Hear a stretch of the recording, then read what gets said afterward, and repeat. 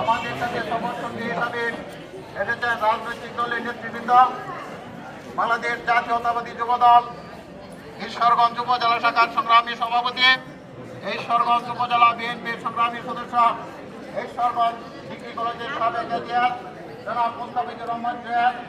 আমাদের সাথে এসেছেন আমাদের জাতীয়তাবাদী স্বেচ্ছাসেবক দল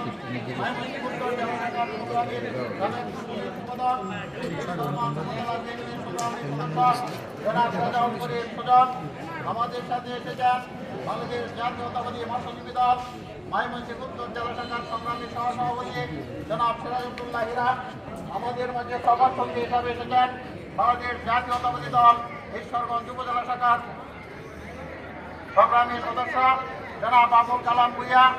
আমাদের সাথে সভার সঙ্গে হিসাবে এসেছেন বাংলাদেশ জাতীয়তাবাদী যুবদল ময়মনসিংহ উত্তর জেলা শাখার সংগ্রামী সহসভাপতি যুবনেতা জনাব ফরিদ উদ্দিন মণ্ডল, আমাদের সাথে